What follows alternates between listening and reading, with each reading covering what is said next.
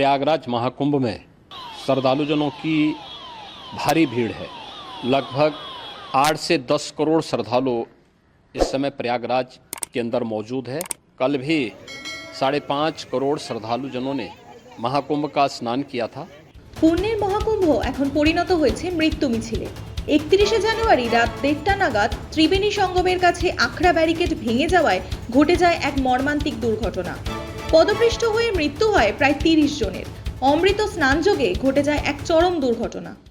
ये जो भारी दबाव श्रद्धालुजनों के कारण और श्रद्धालुओं के संगम नोच पर जाने के कारण वहाँ पर एक बना हुआ है, लेकिन पूरा प्रशासन मौके पे वहाँ मौजूद है।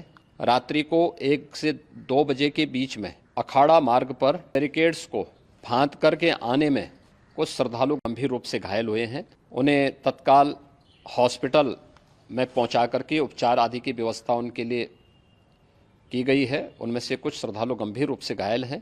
लगातार प्रशासन स्थानीय स्तर पर श्रद्धालुओं की सकुशल स्नान कराने की रीत से रात्रि को कल सायंकाल 6:30-7 बजे से ही मौनी अमावस्या का मुहूर्त प्रारंभ होने के बाद से ही लगातार लगा हुआ है। प्रयागराज में महाकुंभ में श्रद्धालुजनों के सकुशल स्नान करने, अमृत स्नान के लिए देश भर से आए हुए श्रद्धालुजनों की व्यवस्था के लिए, उनके कुशल क्षेम के लिए आदरणीय प्रधानमंत्री जी का प्रातःकाल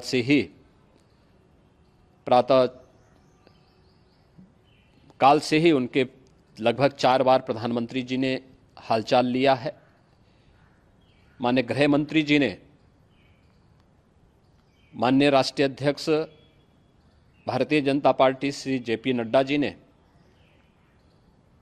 माननीय गृह मंत्री श्री अमित शाह जी ने भी, और प्रदेश की माननीय राज्यपाल श्रीमती आनंदीबेन पटेल जी ने भी लगातार जानकारी लेकर के सभी के कुशल क्षेम और सकुशल स्नान कराने के बारे में निरंतर रिपोर्ट ले रहे हैं।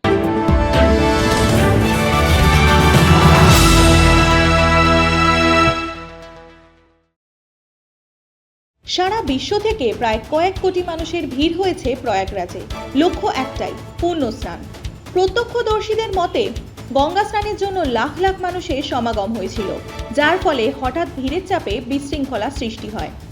পরিস্থিতি নিয়ন্ত্রণের বাইরে চলে গেলে অনেকে মাটিতে পড়ে যান, আর তার উপর দিয়েই ছুটতে থাকে আতঙ্কিত জনতা। এই ঘটনায় সমালোচনার মুখে এখন যোগী আদিত্যনাথের সরকার, আঙুল প্রশাসনের দিকে। हम लोगों की प्रातःकाल से ही श्रद्धालुजन जो भी आए हैं वे स्नान कर सकें, इसके लिए यहाँ पे उच्च स्तरीय बैठक भी चल रही है, जिसमें मुख्य सचिव भी हैं, DGP हैं, प्रमुख सचिव गृह हैं, मुख्यमंत्री कार्यालय के अपर मुख्य सचिव के साथ ADG लॉ एंड ऑर्डर के साथ साथ अन्य वरिष्ठ अधिकारीगण मौजूद हैं। प्रयागराज में हालात वर्तमान में नियंत्रण में हैं, लेकिन भीड़ का दबाव बहुत बना हुआ है। अखाड़ा परिषद से जुड़े हुए पदाधिकारियों के साथ मैंने स्वयं भी बातचीत की है। आचार्य महामंडलेश्वरों से भी, पूज्य संतों के साथ भी मेरी बातचीत हुई है, और पूज्य संतों ने बड़ी ही विनम्रता के साथ इस बात को कहा है कि नहीं, श्रद्धालु जन पहले स्नान करेंगे और फिर जब उनका दबाव कुछ कम होगा और वे सकुशल वहाँ से निकल जाएंगे, तब हम लोग स्नान करने के लिए संगम की तरफ जाएंगे।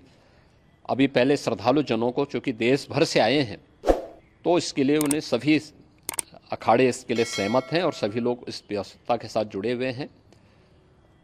लगातार इस दिशा में हम लोगों का प्रयास है कि जो अब तक प्रातःकाल से ही आपने देखा होगा, कल मैंने बताया कि कल लगभग 5.5 करोड़ श्रद्धालु कल महाकुंभ का स्नान किए हैं, और आज प्रातःकाल तक लगभग 8:30 बजे तक 3 करोड़ से अधिक श्रद्धालु स्नान कर चुके हैं, और ये लगातार जारी है। लेकिन संगम नोच पर, अखाड़ा मार्ग पर, नागवासुकी मार्ग पर लगातार दबाव बना हुआ है, और वहाँ पर श्रद्धालुजनों की सुविधा के लिए भी हर प्रकार की वहाँ पर प्रशासन पूरी मुस्तैदी के साथ लगा हुआ है।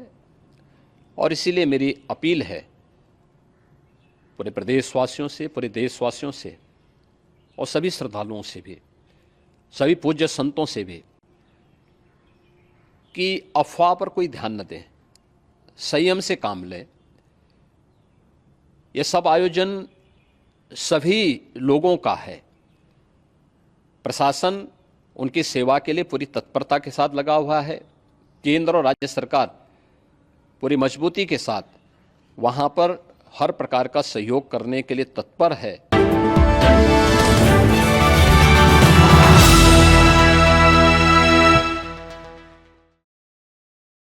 মহাকুম্ভের এই ঘটনায় মৃত্যু হয়েছে বাসন্তী পোদ্দার ও উর্মিলা ভুনিয়ার নামের দুই মহিলার।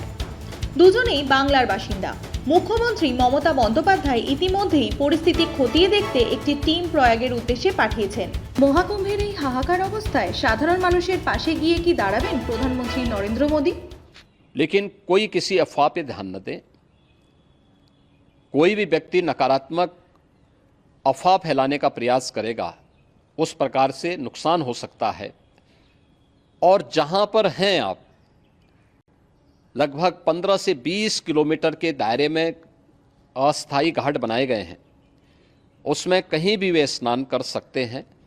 आवश्यक नहीं कि संगम नोच की तरफ ही आएं, क्योंकि भीड़ देखते हुए खासतौर पर जो बुजुर्ग हैं, बच्चे हैं, श्वास के रोगी हैं, उनको लंबी दूरी तय नहीं करनी चाहिए। और जहाँ पर हैं वहीं पर आराम से पहले स्थिर होकर के कार्य करें, वहाँ पर रह करके।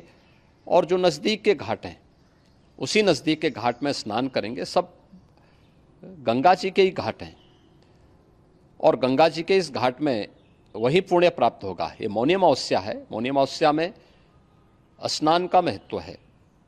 संगम में स्नान का दबाव बहुत ज़्यादा है, इसलिए सभी लोग अगर इसमें अपना सहयोग करेंगे तो सकुशल हम सभी श्रद्धालु जनों को वहाँ पर स्नान करने में सफल होंगे। और फिर इसके उपरांत अमृत स्नान के लिए पूज्य संतों से भी, अखाड़ों से भी हम लोग अनुरोध करेंगे।